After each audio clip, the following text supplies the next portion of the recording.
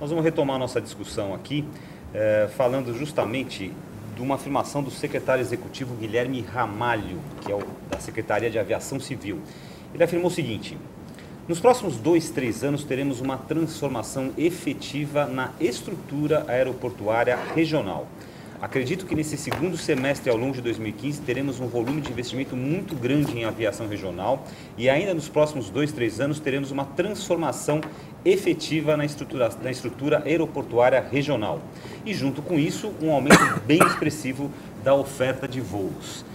Eu pergunto aqui, vou começar com o Marcelo, perguntando o seguinte: Marcelo, a oferta de voos no modelo anterior de aviação com hubs e predomínio de voos para capitais é um modelo viável ou encontra-se no seu limite de expansão? De maneira alguma está no seu limite de expansão. Pelo contrário, o desenvolvimento da aviação regional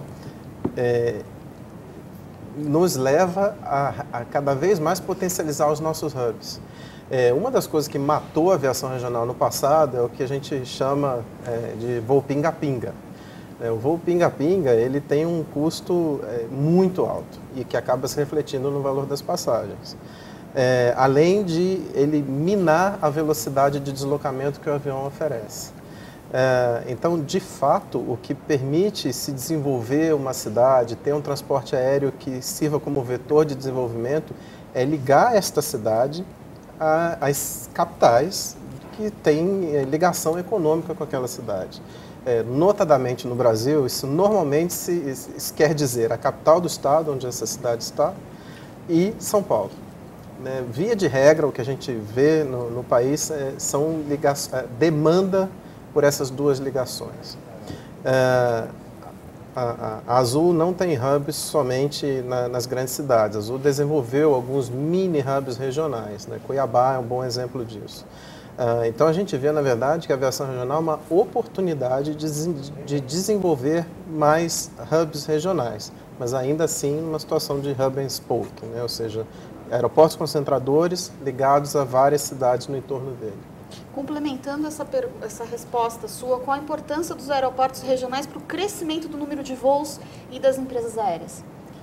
O potencial é enorme, hoje existe uma demanda reprimida por mais de um fator, tanto a questão da competitividade dos voos regionais, que obviamente são operações mais caras e, portanto, às vezes se tornam menos competitivas. O plano de aviação regional ajuda a reduzir o custo final para o consumidor, então, tornando os voos regionais mais competitivos, como também tem hoje lugares que existe uma demanda, mas não tem aeroporto com infraestrutura apropriada.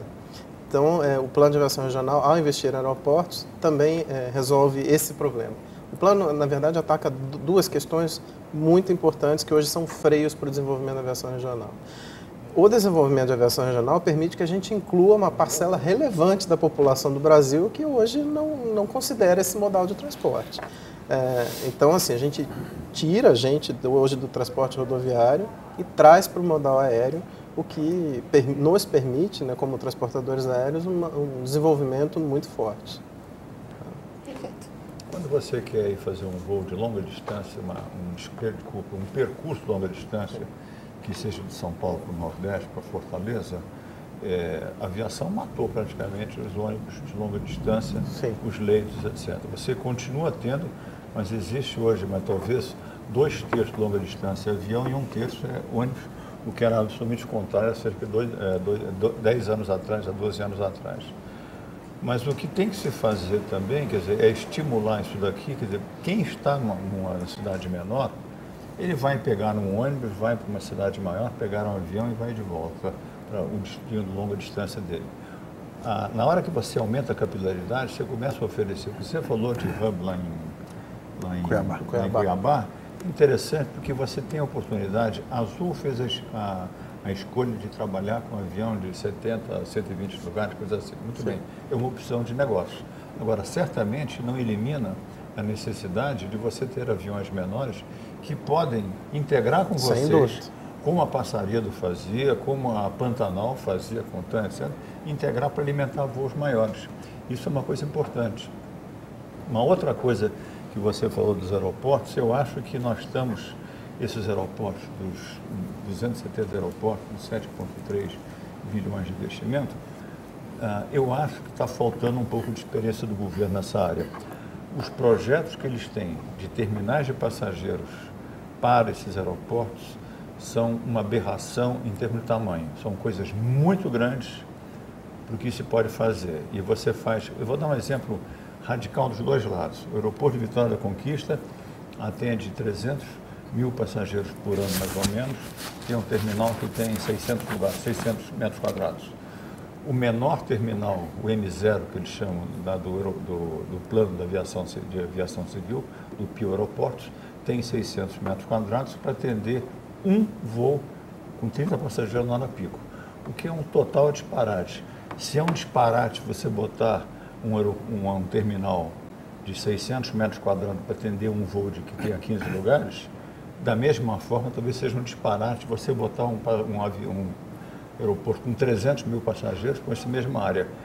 A verdade está no meio. Nós não podemos fazer essas coisas tão grandiosas, porque a pergunta sempre é a seguinte: e quem vai manter esses aeroportos?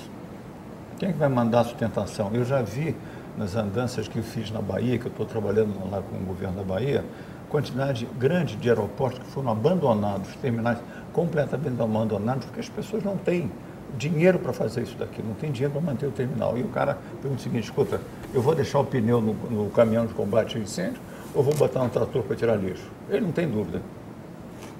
Essa transformação, né, da aviação regional, ela é urgente, né? É necessária.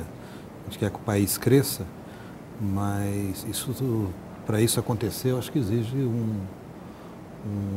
um esforço e um empenho, né, de todo mundo que está envolvido, porque os negócios todo negócio da aviação, ela acontece dentro de um sistema, que é o sistema de segurança de voo, onde tem a produção, operação, manutenção, formação de capital humano, inclusive capital humano para a ANAC, para a SAC, etc. e tal. E nesse sistema, né, as ações de desenvolvimento, de fortalecimento desse sistema, elas são todas baseadas numa legislação. E a legislação tem que suportar isso de maneira sistêmica. Nós estamos trabalhando no sistema de uma maneira sistêmica. Não adianta trabalhar de maneira isolada, se resolve um problema, mas o sistema está frágil e o sistema tem que ser forte, né? Eu espero que nesse tempo de evolução a gente consiga, por exemplo, né, atualizar o Código Brasileiro de Aeronáutica. Que não é possível que nós estamos falando aqui no desenvolvimento de um sistema de aviação cuja lei maior é de 86. Não pode ser que isso... Não, é de 86. Não pode ser que isso seja, você entendeu, a lei maior que vai dar suporte para o desenvolvimento da aviação civil.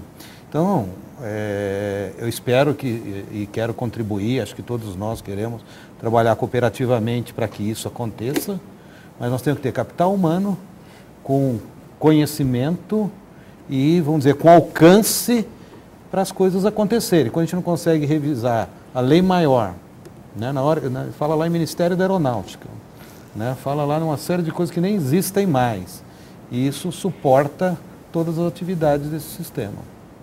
Nós temos que realmente um grande trabalho para fazer.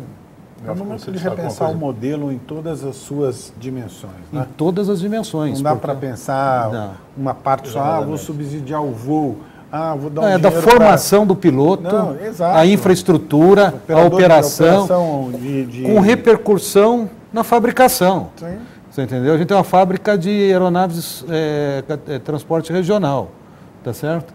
Dependendo do que sair numa legislação, até de fomento, você quebra a empresa, porque você fomenta outro tipo de avião.